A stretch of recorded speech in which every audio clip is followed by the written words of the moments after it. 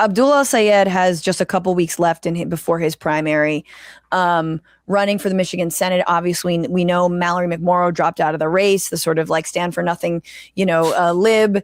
And now it is Haley Stevens, who is a conservative Democrat who does take AIPAC money, and Abdul El-Sayed, who literally wrote the book on Medicare for All, wants to implement it, has plans, knows how, and also, says we need to move all of our money out of Israel and we need to end this genocide. I mean, he has been surging in the polls. I wanted to read, can I just read this thing that he wrote? I saw it was being shared and I just thought it was kind of moving and interesting to say, just to that point. He wrote this to his supporters and his volunteers. He says, "Friends and colleagues, I want to check in with you about this moment. For 15 months, we've had the privilege of building this movement together.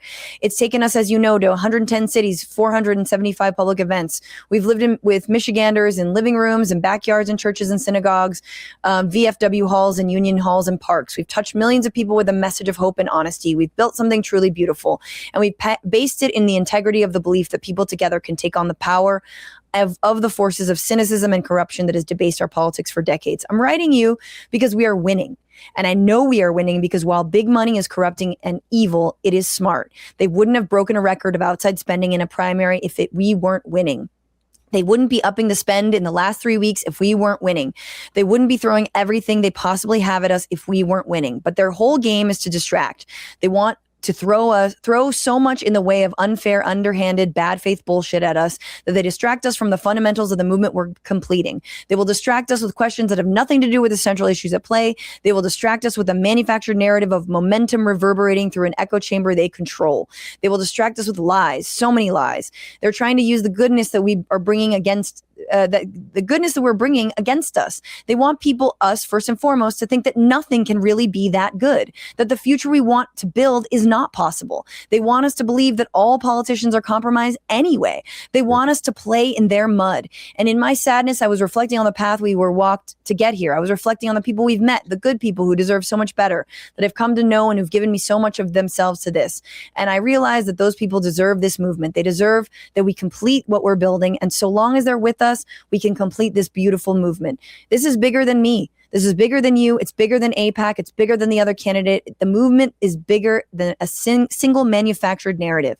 And it deserves that we treat it that way. It deserves to be completed. And we have 3 weeks to finish what we started. The next 3 weeks are going to be the most challenging of our lives. They're going to keep throwing shit in our way. They're going to keep trying to distract us. They're going to keep manufacturing their narrative. And then he continues, I'm sorry, it's very long. We have to stay disciplined. It means constantly connecting to what this movement is and what we're building. That means what it means to so many people and putting all I have into it. I'm asking you to do the same. This is going to be the hardest 3 weeks of our lives, but it also might be the most thrilling and meaningful. The choice is ours. We're winning. Let's finish this. I love you. I love this movement and what we're building. I love the future we can yet forge. I love the people we're running to serve, and I'm so grateful for all of it. Yours in service, Abdul. Great. Earnest, honest, really, heartfelt. I think it's encouraging because so many people are disgusted by the fact that AIPAC is spending $50 million against this weird robotic candidate, Haley Stevens, who sees Israel in her dreams. The fact that the entirety of the Democratic establishment, including the president of CAP, Neera Tanden, her sole job seems to be 24/7 being hall monitor, attacking anyone who's progressive. And she's on CNN all the time. Yeah. And by the way, just so we can track it, $23 million against Jamal Bowman to get an AIPAC-backed candidate, George Latimer, in there in New York. What'd you just say? $32 million against Thomas Massey. Yep. For an AIPAC-backed candidate. Cori Bush, of course. I think Bush spending was lower than Jamal Bowman's, but I'm just doing spending up. $50 million now in a primary. Like, I'm just even if you love AIPAC and are a Zionist, think about what that money could do. Think about if we put that money to actually fighting the right, what we could do.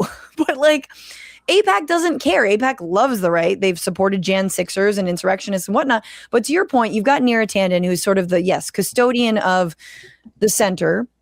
Oh, there you go. You put it up. I just sent it to you, but you put it up already. And wonderful.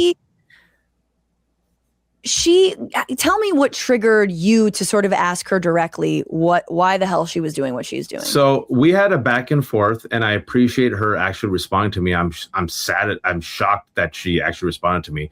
She ended up in my mentions last week, and she played hall monitor and is playing hall monitor, attacking any progressive or anyone to the left who's critical of Haley Stevens.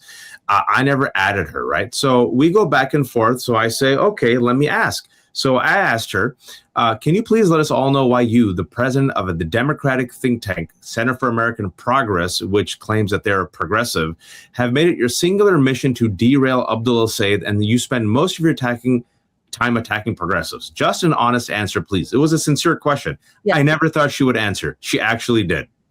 Right. Okay. So she probably shouldn't have. And she says, my tweets are personal views. I've worked with Haley Stevens in the past, and people on here have been dumping unbelievable levels of crap on her for weeks. She's a super earnest, hardworking public servant. I defend her from attacks, and sometimes I point out the unbelievable hypocrisy of the attackers. Then I respond to her. And say, wait, I have it there. You're not concerned with... Yeah. You're not concerned that AIPAC is spending more than $40 million to smear Abdul El-Sayed and Haley Stevens as her preferred candidate, who has no objection to Israel's genocide and occupation of Palestinians. Her position is wildly out of sync with a majority of Democrats, which I think you're very, very right to point out. And this is amazing. This is just remarkable. I honestly believe an organization like AIPAC would spend $50 million to defeat any candidate campaigning with, wait for it, Hasan Piker after the truly outrageous and disgusting things he has said about Jews. I am definitely against super PAC money, but let's get real. Can we just repeat that last line? I am definitely against super PAC money, but let's get real. What? That was wild. Am I the only one who just think that's all of that was wild, folks? These are people who believe their own BS. Like, I don't expect anything better from her, but she's basically saying AIPAC would spend $100 billion, trillion if only to defeat a Twitch streamer who has been for democratic socialists and has been campaigning with Abdul El-Sayed, and who she says has said disgusting things about Jews. He has said disgusting things about Israel. Yeah. I mean, disgusting. I don't know. He said things against white supremacists, against neo-Nazis. He's called out anti-Semitism. You could disagree or agree with Hasan. I've never talked to him, but his wrath is against Zionists and Israel and genocide and occupation. So she didn't even bring up any evidence whatsoever that he said this against Jews, and also just shows you the conflation between Israel and Jews, which actually is an anti-Semitism. Well, and on top of that, I'm sorry, honey, you guys making Hasan Piker the entire focus of this campaign and this election cycle and the primaries has led to what? Hasan absolutely blowing up, more people knowing who he is, more people watching him most likely, and oh yeah, Abdul El-Sayed surging in this race in Michigan. So like, keep banging the drum, babe. It's not working out for you. I'm sorry. And again, heaven forbid Haley Stevens wins this. And I agree, like, people who are there, if you're not there, like, make these calls, join a phone bank. I know people are phone banking. If Cori Bush is running again, please phone bank for her. Please phone bank for Abdul El-Sayed. Like, let's move our energy no matter where you are. If it's an hour a week, like whatever you have, it's 3 weeks. And I think it's easy. It's fun. Oftentimes people aren't even home, but you keep going. You talk to one person.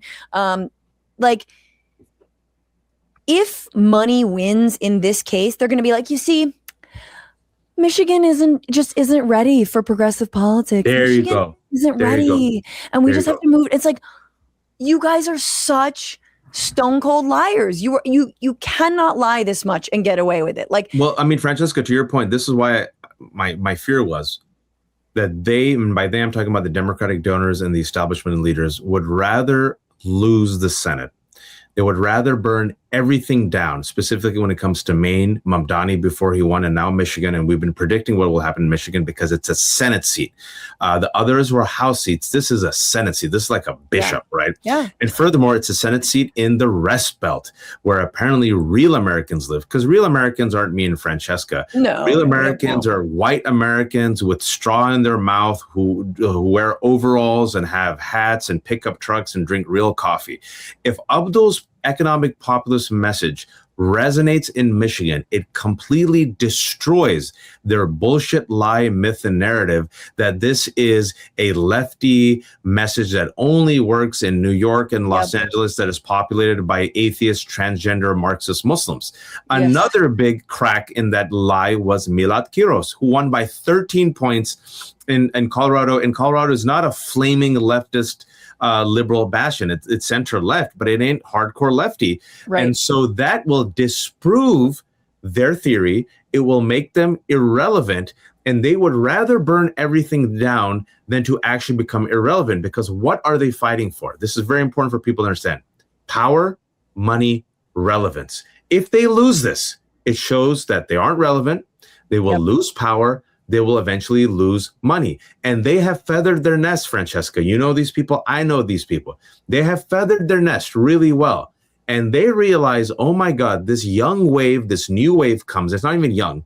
No. We will be irrelevant. We can't play golf with Bloomberg and Trump anymore. We can't buy that expensive You're going to lose your jobs because you're fucking Democratic consultants who have been losing, and you would rather lose politically and keep your job somehow than you would win, because you have no moral scruples and you have no, like, you literally stand for nothing. And that's stand for nothing except yourself. It's so embarrassing. Like, it's so embarrassing. Like, I cannot, I'm trying to think of like an analogy of like being so publicly just in it for your job. You know, if I can only imagine if I was like, for some reason there was like a unionization effort in YouTube, which I hope there is. And like, and then I'm like, no, we have to stand against the unionization drive because I personally would like more money and I think I'm going to lose. You know what I'm saying? It's like you're politically standing against something because you might lose your job. That wouldn't be the case in a YouTube I mean, just look, Francesca, you don't even need an analogy. You just have to look at what's happening right now. I mean, literally look at Mamdani. He won. Schumer, Gillibrand, Democratic leadership is still more uncomfortable standing next to Mamdani than Donald Trump. Yep. Gillibrand is more comfortable doing a jersey swap with Ted Cruz than she is with Mamdani. And like we said, they would rather burn everything down than to have Mamdani win, because again, it shows, oh wait, this is successful. And I'm telling y'all, each time Mamdani wins, and he's just racking up wins in 6 months, instead of saying, awesome, our guy's winning, it's a dagger in their heart. Yep. Because what it reveals is this guy's flexing power. Yep. He's popular. He's getting shit done. And the more he succeeds, people are asking, rightfully so, hey, mother effer, you've been in power for 20 years. He did this in 6 months. Yep. How come you didn't do it? Oh, yep. Because you didn't want to. What's going on, Frantifa? If you haven't already, subscribe to this channel right now. Hit that button. And also, you can become a patron and support the show every single week. Get access to bonus episodes and exclusive merchandise. Patreon.com/Bitchuation Room. Do it.